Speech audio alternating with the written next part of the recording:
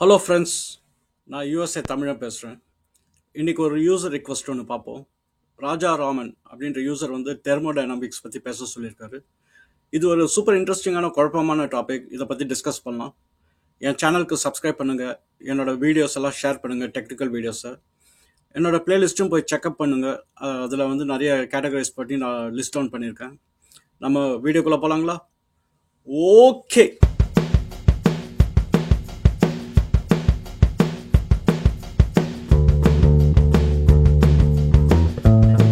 சரி, நம்ம இப்போ டாபிக் பற்றி டிஸ்கஸ் பண்ணலாம். நம்ம இன்றைக்கி டிஸ்கஸ் பண்ண போகிற டாபிக் வந்து தெர்மோடைனமிக்ஸ் பற்றி. தெர்மோடைனமிக்ஸ் வந்து சூப்பர் குழப்பமான ஒரு டாபிக். இது நீங்கள் காலேஜ் பசங்கக்கிட்ட போய் கேட்டிங்கன்னா தெர்மோடைனமிக்ஸ் பற்றி என்ன நினைக்கிறீங்க அப்படின்னு கேட்டிங்க அப்படின்னா அலறச்சின்னு ஓடுவாங்க. ஏன்னா அது ரொம்ப சிம்பிளாக இருந்தாலும் அதை புரிய வைக்கிறது ரொம்ப கஷ்டமான ஒரு சமாச்சாரம். அது இந்த வீடியோவில் வந்து நான் எவ்வளோ சிம்பிளாக எக்ஸ்பிளைன் பண்ண முடியுமோ நான் எக்ஸ்பிளைன் பண்ணுறேன், குழப்பாமல். நம்ம எப்படி போகுது அப்படின்றது நம்ம பார்க்கலாம். தெர்மோடைனமிக்ஸை நீங்கள் ரொம்ப சிம்பிளாக அண்டர்ஸ்டாண்ட் பண்ணுன்னா இந்த 3 விஷயத்தை ஞாபகம் வச்சுங்க. ஒன்று வந்து ஹீட், செகண்ட் வந்து டெம்பரேச்சர், அதுக்கப்புறம் வந்து ஒரு எனர்ஜி. அந்த எனர்ஜி வச்சு நம்ம ஹீட்டை ஜென்ரேட் பண்ணுவோம். அப்புறம் அந்த ஹீட்டுனால வந்து டெம்பரேச்சர் உருவாகும். தெர்மோடைனமிக்ஸ் டெர்மினாலஜியில் வந்து எனர்ஜின்றது ஒர்க் அப்படின்னு நம்ம வந்து சொல்லலாம். இந்த எனர்ஜி, ஹீட், டெம்பரேச்சர் இது 3த்துக்கு ஒரு ரிலேஷன்ஷிப் இருக்குது. இதை பேஸ் பண்ணி தான் தெர்மோடைனமிக்ஸ் வந்து ஃபுல்லாக வந்து அண்டர்ஸ்டாண்ட் பண்ணலாம். ஒரு உதாரணம் எடுத்துங்க. நம்ம கை வச்சு சொரசொரன்னு வச்சுங்க. அப்படி இப்போ என்ன பண்ணுறோம் அப்படின்னா, நம்ம வந்து ஒரு எனர்ஜி கொடுத்து அந்த எனர்ஜினால ஒரு ஹீட் ப்ரொடியூஸ் ஆகுது. அந்த ஹீட்டுக்கு வந்து ஒரு டெம்பரேச்சர் இருக்குது. நீங்கள் வந்து கையை நல்லா உரசிட்டு நீங்கள் தெர்மாமீட்டர் வச்சு அந்த ஏரை மெஷர் பண்ணிங்கன்னா கொஞ்சம் ஹீட் ஜென்ரேட் ஆகும். ஸோ இதுதான் வந்து ரிலேஷன்ஷிப். ஸோ தெர்மோடைனமிக்ஸ்ன்றது ஒரு எனர்ஜி வச்சு ஒரு ஹீட்டை ப்ரொடியூஸ் பண்ணி அந்த ஹீட்னால ஒரு டெம்பரேச்சர் வரும். இதுக்குள்ளார இருக்கிற பாதிப்புங்க. ஸோ இதனால வந்து என்ன நடக்குது அப்படின்றது தான் வந்து தெர்மோடைனமிக்ஸ் ஃபீல்டு. இதில் 2 விஷயமும் இருக்குது. ஒன்று வந்து க்ளோஸ்டு சிஸ்டம் அப்படின்வாங்க, இன்னொன்று வந்து ஓப்பன் சிஸ்டம் அப்படின்வாங்க. க்ளோஸ்டு சிஸ்டம் வந்து என்னன்னா எல்லாமே உள்ள அடங்கி இருக்கு. இது 3மே உள்ள அடங்கி இருக்கு. அது க்ளோஸ்டு சிஸ்டம். ஓப்பன் சிஸ்டம்ன்றது வெளியில இருக்கு. இப்போ உதாரணம் எடுத்துக்கலாம். இப்போ வந்து ப்ரெஷர் குக்கர்ல நடக்குது வந்து க்ளோஸ்டு சிஸ்டம். ஏன்னா அது வந்து உள்ள எல்லாமே நடக்குது. 3 விஷயமா நடக்குது. ஒரு எனர்ஜி இருக்கு, ஒரு ஹீட் இருக்கு, ஒரு டெம்பரேச்சர் இருக்கு. இது 3மே வந்து க்ளோஸ்டு சிஸ்டம். இதே ஓப்பன் சிஸ்டம்ன்றது வெளியில நடக்குது. ஸோ இப்போ வந்து ஒரு பலூன் வந்து நீங்க ஊதிடுறீங்க. இப்போ வந்து அந்த பலூனை உடைக்கிறோம்னு வச்சுங்களேன், அது வெளியில தான் வந்து அது டிசிபேட் ஆகுது அந்த ஹீட். ஸோ அது வந்து ஓப்பன் சிஸ்டம். ஸோ இது 2 விஷயத்தையும் நீங்க ஞாபகம் வச்சுக்கணும். நம்ம தெர்மோடைனமிக்ஸோட கொஞ்சம் ஹிஸ்டரி பார்க்கலாம். இது எப்படி வந்தது, இது ஒரு துறையா அப்படின்னு. தெர்மோடைனமிக்ஸ் வந்து முதல்ல இந்த ஸ்டீம் இன்ஜின், அதாவது நம்ம ரயில் இன்ஜின் கண்டுபிடிச்ச டைம்லேருந்து தான் வந்தது. ஸ்டீம் இன்ஜின் உங்களுக்கு எப்படி ஒர்க் பண்ணுன்னு தெரியும். ஒரு தண்ணியை வந்து நம்ம வந்து ஹீட் பண்ணியாச்சு அப்படின்னா அந்த தண்ணி வந்து ஸ்டீமாக மாறிடும். அந்த ஸ்டீமை வந்து ரவுட் பண்ணி ஒரு பிஸ்டனுக்கு வந்து அந்த பிஸ்டன் வந்து நவர வைக்கும். அதுதான் வந்து கான்செப்ட். இந்த இன்வென்ஷன் பண்ணும்போது இந்த ஹீட் வச்சு நிறைய வந்து அந்த டைமில் இருந்த மக்கள் வந்து கற்றுக்கிட்டாங்க.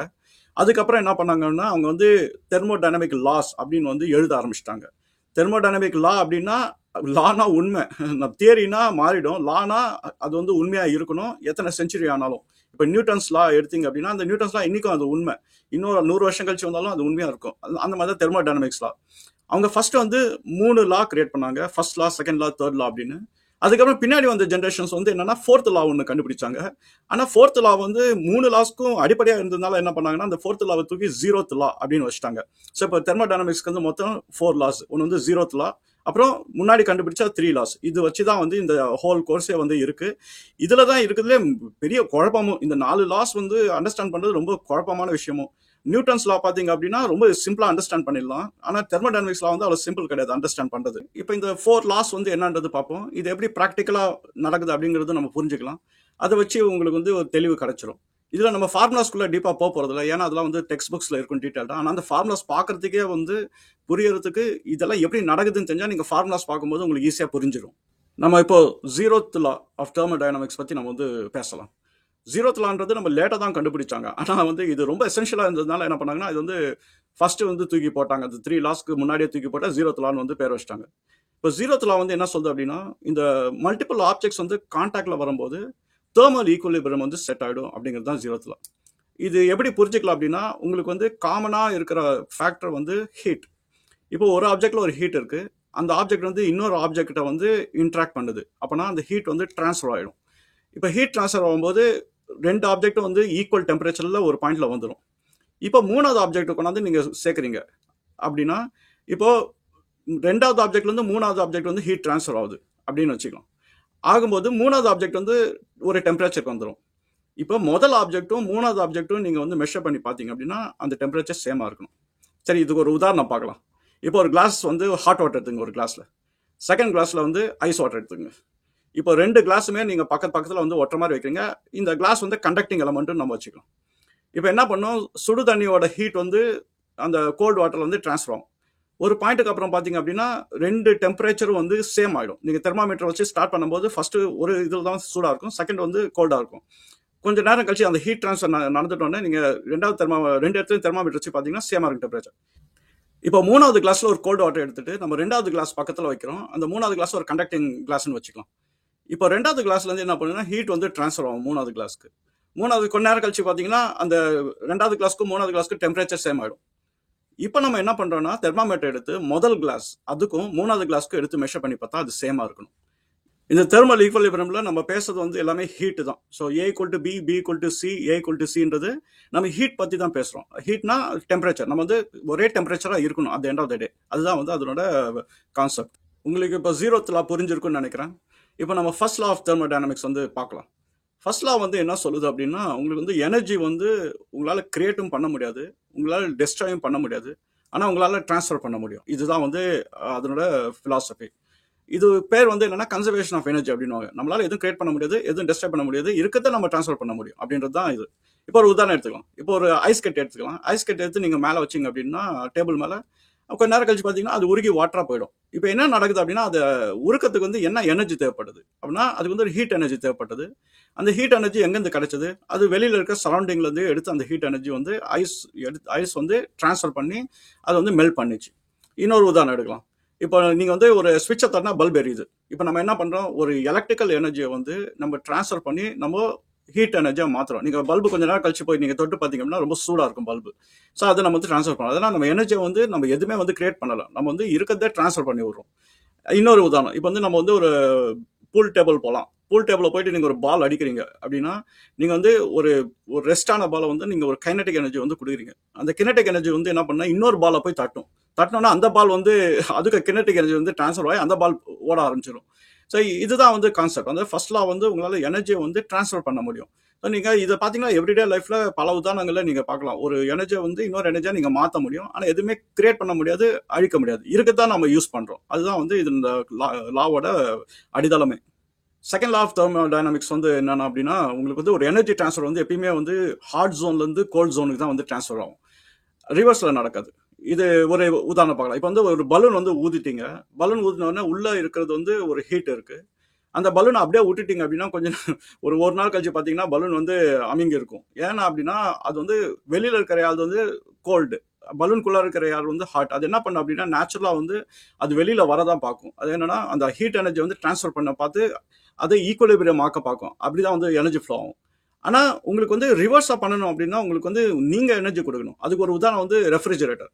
ஃப்ரிட்ஜில் பார்த்தீங்க அப்படின்னா உங்களுக்கு வந்து வெளியில் வந்து ஹாட்டாக இருக்கும், ஃப்ரிட்ஜுக்குள்ளார கோல்டாக இருக்கும். ஆனால் தெர்மோடைனமிக்ஸ் பிரின்சிபல் பிரகாரம் என்னன்னா, உங்களுக்கு ஃப்ரிட்ஜுக்குள்ளார வந்து ஹீட் வந்து உள்ளே வரணும். ஆனால் அந்த ஹீட் உள்ளே வந்தால் ஃப்ரிட்ஜ் வந்து கோல்டாக இருக்காது. அதுக்கு என்ன பண்ணும் அப்படின்னா எக்ஸ்டர்னலாக ஒரு எனர்ஜி கொடுத்து அந்த ஹீட் எனர்ஜியை வெளியே துரத்தணும். இப்போ நீங்கள் வந்து கரண்ட் கட் ஆயிடுச்சுன்னு வச்சுங்களேன், ஒரு நாள் கழிச்சு வந்து நீங்கள் ஃப்ரிட்ஜை திறந்து பார்த்தீங்க அப்படின்னா வெளியில் இருக்கிற டெம்பரேச்சரும் ஃப்ரிட்ஜுக்குள்ளே இருக்கிற டெம்பரேச்சரும் சேம் ஆகிடும். ஏன்னா அது ஈக்குவலிபிரியம் வந்து ஸ்ட்ரைக் பண்ணும். ஸோ ஏதாவது ஒரு சந்து பந்தில் புந்து அது வந்து ஈக்குவல் பண்ணிடும். ஆனால் ஃப்ரிட்ஜை வந்து நம்ம கோல்டாக வைக்கணும் அப்படின்னா நம்ம வந்து இந்த லாவை வந்து நம்ம பைபாஸ் பண்ணணும். அதுக்கு நம்ம வந்து எக்ஸ்டர்னலாக ஒரு கம்ப்ரஸர்னு ஒன்று கொடுத்து அது உள்ள இருக்கிற ஹீட்டை வந்து வெளில துரத்தணும். ஸோ செகண்ட் லா வந்து என்ன சொல்றதுன்னா, உங்களுக்கு ஹாட் ஜோன்லேருந்து கோல்ட் ஜோனுக்கு தான் வந்து எப்பயுமே எனர்ஜி ட்ரான்ஸ்ஃபர் ஆகும். ஆனால் உங்களுக்கு ரிவர்ஸ் பண்ணணும் அப்படின்னா உங்களால் வந்து ஒரு எனர்ஜியை கொடுக்கணும் அப்படின்றது. இந்த செகண்ட் லா வந்து இன்னொரு கேட்ச் ஒன்று வச்சிருக்காங்க, என்ட்ரோபி அப்படின்னு வந்து ஒரு டெர்மினாலஜி வந்து ஒன்று இருக்கு. என்ட்ரோபி தான் என்னன்னா உங்களுக்கு வந்து ஒரு டிஸ்ஆர்டர்லினஸ், அதுதான் வந்து என்ட்ரோபின்வாங்க. அது என்னன்னா நம்ம தமிழ்ல பார்த்தீங்கன்னா ஒரு கலவரம் அப்படின்றது தான். என்னன்னா ஒரு ஆப்ஜெக்ட்ல வந்து ரொம்ப டிஸ்ஆர்டரா இருக்கு அப்படின்னா அந்த என்ட்ரோபி வந்து இன்க்ரீஸ் ஆகிட்டே போகும். இதனால என்ன எஃபெக்ட் அப்படின்னா, அந்த என்ட்ரோபி இன்க்ரீஸ் ஆகிறதுனால வந்து உங்களால வந்து ரிவர்ஸ் பண்ண முடியாது. என்ட்ரோபி இல்லை டிஸ்ஆர்டர்லினஸ் இது வந்து எப்படி நீங்கள் புரிஞ்சுக்கணும் அப்படின்னா, ஒரு கோல்ட் ஆப்ஜெக்ட் வந்து இருக்கும்போது அதோட மாலிகூல்ஸ் எல்லாம் ஒரு ஸ்டேட்ல இருக்கும். இப்போ நீங்கள் ஒரு ஹீட் எனர்ஜி கொடுக்குறீங்க அப்படின்னு வச்சுக்கலாம். இப்போ ஹீட் எனர்ஜி கொடுக்கும்போது என்ன, ஃபர்ஸ்ட் இனிஷியலாக கொஞ்சம் மாலிகூல்ஸ் தான் வந்து ஹீட் ரிசீவ் பண்ணும். அப்போ என்ன ஆகுனா அந்த வேர்ல்டில் வந்து ஒரு கலவரம் நடக்க ஆரம்பிச்சிடும். ஸோ இந்த கலவரத்தை வந்து கொஞ்சம் கொஞ்சமாக இன்க்ரீஸ் ஆகிட்டே இருக்கும். ஏன்னா நம்ம வந்து ஹீட்டு கொடுக்க வந்து என்னன்னா நம்ம ஈக்குவலிபிரியம் ஸ்ட்ரைக் பண்ண பார்க்குறோம். அப்போ இருக்கிற மாலிகூல்ஸ் எல்லாம் வந்து எக்ஸாக்ட் ஆக ஆரம்பிச்சிடும். அது அந்த வேர்ல்டில் வந்து ஒரு கலவரம் நடக்க ஆரம்பிச்சிடும். எப்போ அந்த கலவரம் வந்து அடங்கும் அப்படின்னா எல்லாமே வந்து ஈக்குவலாக இருக்கும்போது. ஸோ அது வரைக்கும் வந்து என்ன டிஸ்ஆர்டர்லினஸ் வந்து அதாவது என்ட்ரோபி வந்து இன்க்ரீஸ் ஆகிட்டே இருக்கும். இன்னொரு உதாரணம் பார்க்கலாம். இப்போ ஒரு ஒரு கப்பு காஃபி இருக்கு, நீங்க வந்து ஒரு ஐஸ் கியூபை தூக்கி மேலே போட்டுறீங்க அப்படின்னா உடனே ஐஸ் கியூப் எல்லாமே மெல்ட் ஆகுது. நீங்க பாத்தீங்க அப்படின்னா அந்த என்ட்ரோபி வந்து இன்க்ரீஸ் ஆகிட்டே இருக்கும். கொஞ்சம் கொஞ்சமா மெல்ட் ஆகிட்டு உள்ள போயிட்டே இருக்கும். அப்பயும் வந்து ஃபுல்லா வந்து ஹீட் ட்ரான்ஸ்ஃபர் ஆகாது. ஏன்னா அந்த டிசார்டர்லினஸ் வந்து இன்க்ரீஸ் ஆகிட்டே இருக்கிறதுனால வந்து என்ன ஆகும்னா ஒரு பாயிண்ட்ல வந்து ஈக்குலிபிரியம் ஸ்ட்ரைக் ஆகும். அப்போ அந்த என்ட்ரோபி வந்து இன்க்ரீஸ் ஆகிட்டே இருக்கும். ஆயிட்டோடனே ஈக்குலிபிரியம் ஸ்ட்ரக் ஆயிட்டோடனே என்ட்ரோபி வந்து இன்க்ரீஸ் மேக்ஸிமம்ல ரீச் ஆகிடும். இது ஓப்பன் சிஸ்டம்ல வந்து ஒரு மாதிரி பிஹேவ் பண்ணணும், க்ளோஸ் சிஸ்டம்ல ஒரு மாதிரியா பிஹேவ் பண்ணும். ஓப்பன் சிஸ்டம்ன்றது உள்ள அடக்கி இல்லாம இருக்கிற சிஸ்டம். நம்ம வந்து வெளியில வந்து ஹீட் டிசிபேட் ஆகும். க்ளோஸ் சிஸ்டம்ல வந்து வேற மாதிரியா பிஹேவ் பண்ணும். இப்போ வந்து ஸ்டீம் என்ஜின் எடுத்துங்க. இனிஷியலா வந்து அதனோட என்ட்ரோபியை வந்து ஒரு வேல்யூ இருக்குன்னு வச்சுங்களேன். இப்போ வந்து நீங்க வந்து என்ட்ரோபி அதாவது ஹீட் கொடுக்க ஆரம்பிக்கிறீங்க ஸ்டீம் என்ஜின்ல. கொடுக்க என்ன ஆகும்னா என்ட்ரோபி வந்து இன்க்ரீஸ் ஆகிட்டே இருக்கும். இன்னும் வந்து டிஸார்டர் வந்துட்டே இருக்கும். இந்த என்ட்ரோபி புரிஞ்சுக்கிறதுக்கு இன்னொரு ப்ராக்டிக்கல் உதாரணம் ஒன்று கொடுக்குறேன். அதை வச்சு நீங்க டிஸார்டர்னா என்னன்னு புரிஞ்சுக்கலாம். இப்போ ஒரு பெரிய கூட்டம் இருக்குன்னு வச்சுங்களேன். இப்போ அந்த கூட்டத்துல ஒரு மூலையில வந்து ஒருத்தர் வந்து சொல்றாரு, பாம்பு இருக்கு அப்படின்னு வந்து யாராவது வந்து சொல்றாங்கன்னு வச்சுக்கலாம். அப்ப என்ன பண்ணா அந்த ஃபர்ஸ்ட் அதை கேட்கறவங்க வந்து மிரண்டு போயிடுவாங்க. அவங்க மிரண்டுறதுனால இன்னொருத்தவங்க பக்கத்துல மிரண்டுவாங்க. அதே மாதிரி பாத்தீங்கன்னா எல்லாமே ஒரு பாயிண்ட்ல வந்து மிரண்டு போயிடுவாங்க. என்ன பாம்பு இருக்குன்னு யாருமே வந்து பாம்பு எங்க இருக்குன்னு கேட்க மாட்டாங்க. ஆனா எல்லாமே பாம்பு இருக்குன்னா ஃபர்ஸ்ட் இருக்கிறவங்க ஓட ஆரம்பிச்சிருவாங்க. அதுக்கப்புறம் இருக்கிற செகண்ட் ரோ தேர்ட் ரோ இந்த மாதிரி பரவிட்டே இருக்காங்க. பாத்தீங்க அப்படின்னா என்ட்ரோபி வந்து ஒன்ஸ் வந்து இன்க்ரீஸ் ஸ்டார்ட் ஆச்சு அப்படின்னா அந்த டிசார்டர்லினஸ் வந்து அது போயிட்டே இருக்கும். அது நீங்க ஸ்டாப் பண்ண முடியாது. ஏன்னா எப்ப ஸ்டாப் ஆகும்னா எல்லாமே ஒரு ஈக்குவலிபிரியம் வந்துட்டேன்னா அப்பாடா பாம்பு இல்லையா, அப்ப நம்ம எதுக்கு பயந்தோம் அப்படின்ற அப்பதான் வந்து ஸ்டாப் ஆகும்.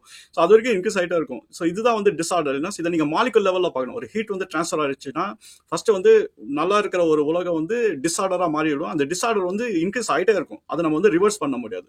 ஸோ இப்போ புரிஞ்சிருக்கும்னு நினைக்கிறேன். இது வந்து ரொம்ப குழப்பமான ஒரு விஷயம் புரியுது தெர்மோடைனமிக்ஸ்ல. இந்த தேர்ட் லா ஆஃப் தெர்மோடைனமிக்ஸ் வந்து இந்த என்ட்ரோபி கான்செப்ட் வச்சு தான் வந்து வச்சிருக்காங்க. என்ன சொல்லுது அப்படின்னா உங்களுக்கு அந்த என்ட்ரோபி வேல்யூ வந்து எப்போ கான்ஸ்டன்ட் ஆகும் அப்படின்னா உங்களோட சரௌண்டிங் வந்து அப்சல்யூட் ஜீரோவா இருக்கணும். அப்போ இருந்தால் தான் வந்து அந்த என்ட்ரோபி அதாவது டிசார்டர்லினஸ் வந்து ஜீரோக்கு இருக்கும். இதுதான் வந்து சொல்றாங்க. இப்போ நீங்க அப்சல்யூட் ஜீரோனா வந்து என்ன, அது வந்து இப்போ ஒரு தண்ணி இருந்தது அப்படின்னா உங்களுக்கு வந்து டிசார்டர்லினஸ் ஜாஸ்தியா இருக்கும்.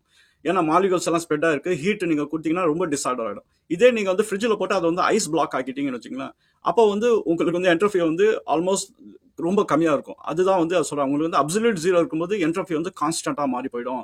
ஸோ ஒரு ப்ராக்டிக்கல் அப்ளிகேஷன் நான் சொல்றேன். இப்போ வந்து ஒரு தெர்மாமீட்டர் வந்து எப்படி மெஷர்மெண்ட்டை வந்து கண்டுபிடிச்சாங்க. இப்போ வந்து எது 0 டிகிரி எது 100 டிகிரி அப்படின்னு. ஸோ இது எப்படி கண்டுபிடிச்சாங்க அப்படின்னா ஃபர்ஸ்ட் அந்த டிசார்டர்லினஸ் வந்து கம்மியா இருந்தால் தான் வந்து நம்ம வந்து எவ்வளோ எக்ஸாக்ட் ஆகுதுன்றது தெரியும். அதனால என்ன பண்ணாங்க அப்படின்னா அது கம்மியா இருக்கிற ஸ்டேட் வந்து அப்சல்யூட் ஜீரோ. ஸோ அந்த இடத்துல தெர்மாமீட்டர் வந்து 0 டிகிரி அப்படின்னு வந்து மார்க் பண்ணிட்டாங்க. இப்போ அதுக்கப்புறம் வந்து நீங்க ஹீட் எனர்ஜி கொடுத்தீங்கன்னா டிசார்டர்லினஸ் வந்து வரும். அதாவது மாலிகூல்ஸ்க்கு வந்து அது டிரான்ஸ்ஃபர் ஆகும். அப்போ டெம்பரேச்சர் வந்து ரைஸ் ஆகும். அப்பதான் வந்து தெர்மாமீட்டர்ல வந்து நீங்க பார்க்கலாம், இது வந்து 100 ஃபாரன்ஹீட் இருக்கா இல்ல செல்சியஸ் இருக்கா, இந்த மெஷர்மெண்ட் எல்லாம் பண்ண முடியும். ஸோ இந்த தெர்மாமீட்டரை கண்டுபிடிக்கிறதுக்கே வந்து இந்த டிசார்டர்லினஸை கண்ட்ரோல் பண்ணி ஒரு கான்ஸ்டன்டா வச்சுட்டு அதுதான் வந்து பேஸ் லைன் மெஷர்மெண்ட். இந்த மாதிரி வேலை எல்லாம் பண்ணது வந்து நம்ம ஃபாரன்ஹீட்டும் செல்சியஸ் அவங்க தான் வந்து இந்த கான்செப்ட் இந்த தெர்மாமீட்டர் கண்டுபிடிச்சது.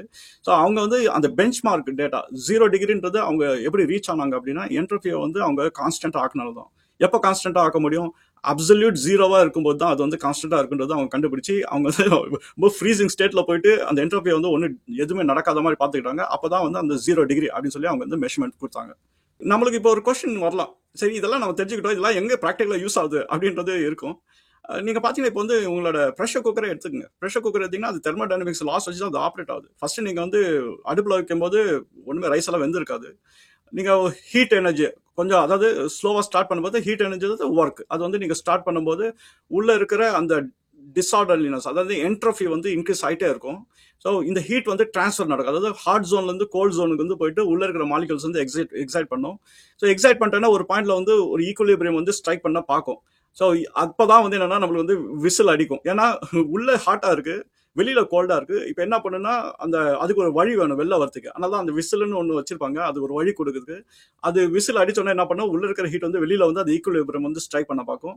அதுக்கப்புறம் வந்து என்ன பண்ணுவோம்னா நம்ம குக் பண்ணி நம்ம நல்லா சாப்பிட ஆரம்பிச்சிடும். ஸோ இன்னைக்கு பாத்தீங்கன்னா இதுல 3 லாஸும் இதுல வந்து அப்படியே அப்ளை ஆகும். நம்ம என்னன்னா அதை வந்து ரியலைஸ் பண்றதில்ல. சரி, இன்னொரு ப்ராக்டிகல் அப்ளிகேஷன் வந்து பார்ப்போம். இப்போ இந்த ஹீட் அண்ட் கோல்டு நம்ம பலூன் எக்ஸாம்பிள் வச்சு பார்த்தோம். நீங்க வந்து பலூன் ஹீட் எனர்ஜி இருக்கு, நம்ம வந்து ஏதாவது பின் குத்துனோம் அப்படின்னா அந்த ஹீட் வந்து டிசிபேட் ஆகுது. இதே மாதிரி எனர்ஜி இது வந்து எடுத்து ஒரு ராக்கெட் குள்ள போட்டீங்கன்னு வச்சுங்களேன், நீங்க வந்து உள்ள வந்து ஹீட் ஜென்ரேட் ஆயிட்டு இருக்கு. அந்த ஹீட் வெளில வரதுக்கு வந்து ஒரு வழி நீங்க குடுத்துட்டீங்க அப்படின்னா ராக்கெட் வந்து மேல போயிடும். இதுதான் வந்து கான்செப்ட். ஹீட் எனர்ஜி வந்து கண்ட்ரோல் பண்ண தெரிஞ்சது அப்படின்னா நம்ம அதனால வந்து நிறைய புது ப்ராடக்ட்ஸ் எல்லாம் பண்ண ஆரம்பிச்சலாம். அதுல வந்து இந்த ஸ்பேஸ் ஷட்டில் அனுப்புறது, ராக்கெட் அனுப்புறது, அப்புறம் ஜெட் என்ஜின்ஸ் இதெல்லாம் வந்து அது பேஸ் பண்ணி தான் வந்து இன்வென்ட் பண்ணாங்க. சரி, உங்களுக்கு இப்போ குழம்பாம புரிஞ்சிருக்கும்னு நினைக்கிறேன். உங்களுக்கு நான் வந்து இதை மேலோட்டமா எவ்வளவு முடியுமா தெளிவா சொல்லியிருக்கேன் இந்த தெர்மோடைனமிக்ஸ் பத்தி. உங்களுக்கு ஏதாவது டெப்த் வேணாலும் கேளுங்க. நம்ம அடுத்த வீடியோல பார்ட் 2 வந்து ஒன்று போடுறேன். என் சேனலுக்கு வந்து சப்ஸ்கிரைப் பண்ணுங்க, என்னோட வீடியோஸ் எல்லாம் ஷேர் பண்ணுங்க, அப்புறம் உங்க ஃப்ரெண்ட்ஸ் கிட்ட எல்லாம் சொல்லுங்க இந்த இந்த சேனல் பத்தி. சரி, நம்ம அடுத்த வீடியோல பார்க்கலாங்களா? பாய்.